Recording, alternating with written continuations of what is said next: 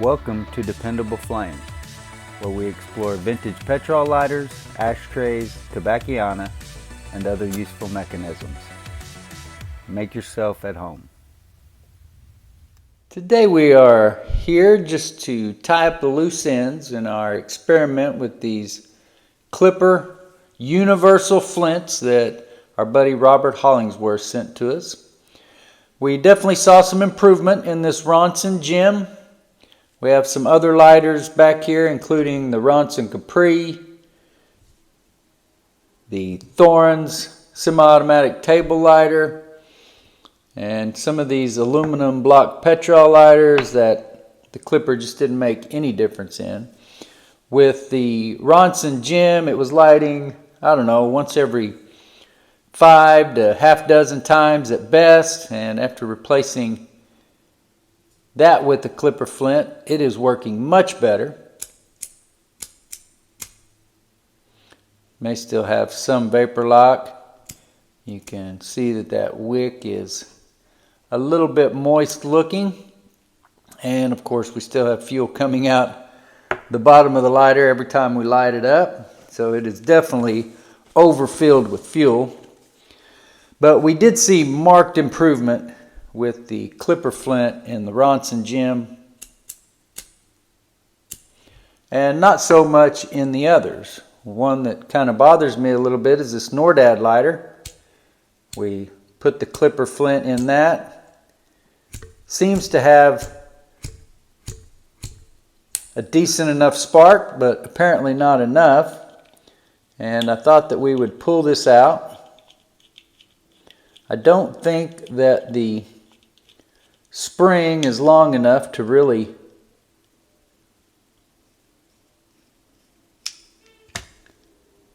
make us able to benefit from stretching that spring out.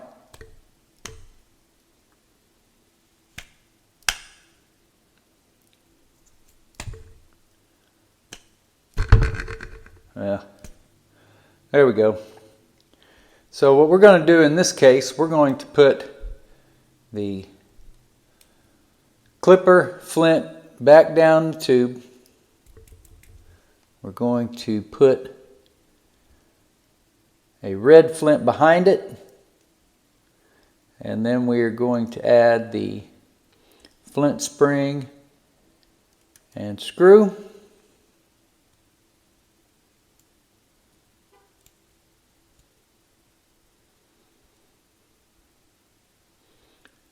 Get that tightened down by hand here best we can.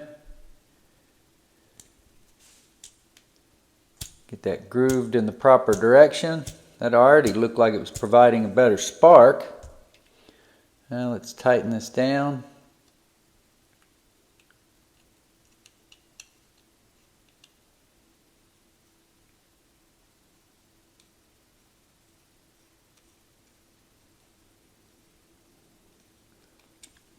That feels pretty tight.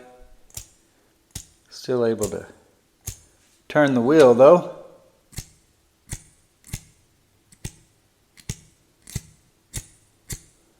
And that should loosen up a little bit.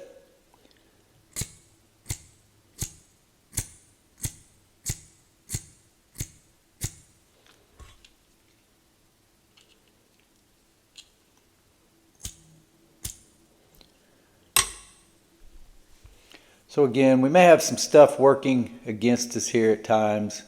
The fact that we fuel all these lighters up and then just want to light them right up before we let that fuel volatility settle down.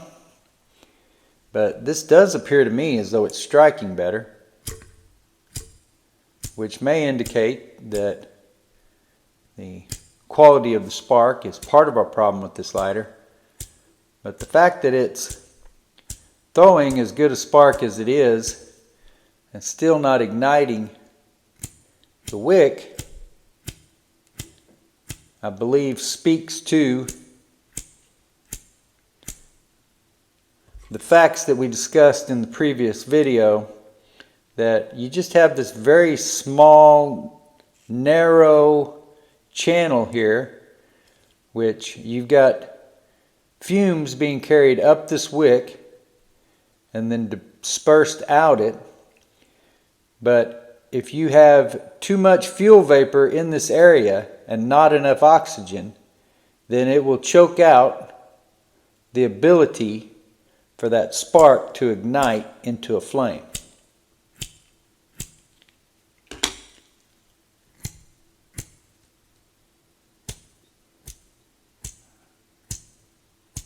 So we could argue about whether or not we think that is good enough spark to ignite it, but it would be a moot point, because whether or not we've got enough spark to ignite it, it's just not happening. And I think our biggest problem with this lighter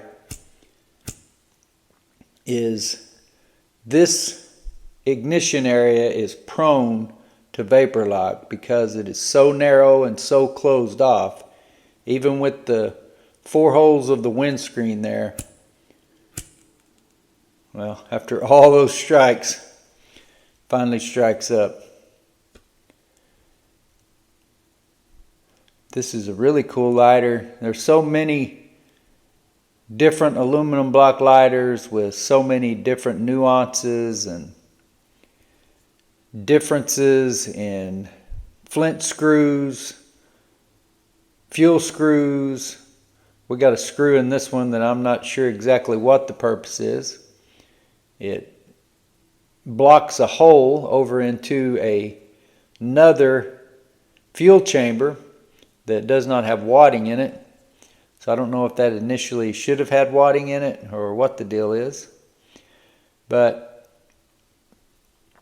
we will give this another chance here. That's why I closed it after it lit up the way it did. Let's just see if perhaps it will light on us any more reliably or readily than what it has in the past.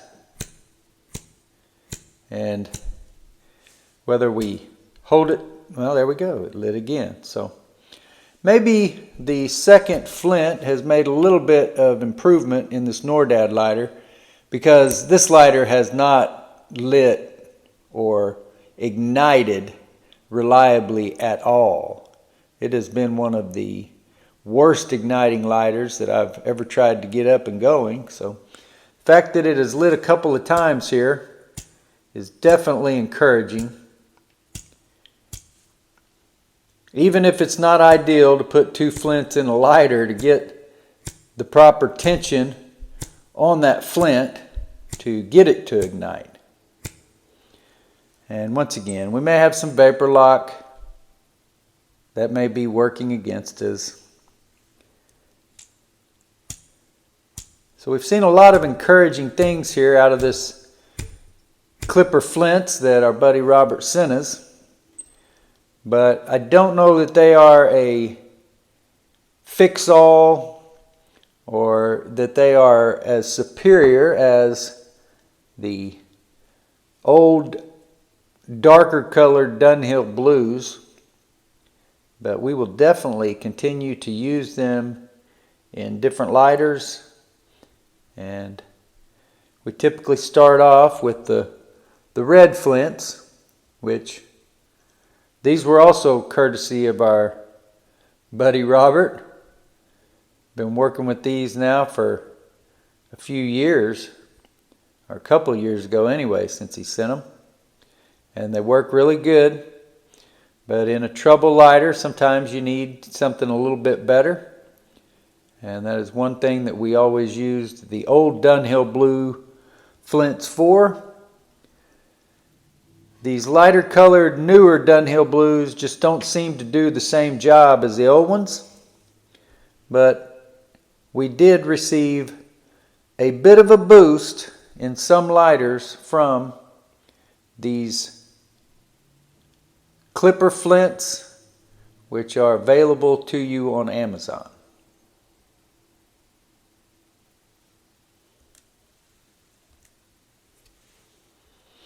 Until next time.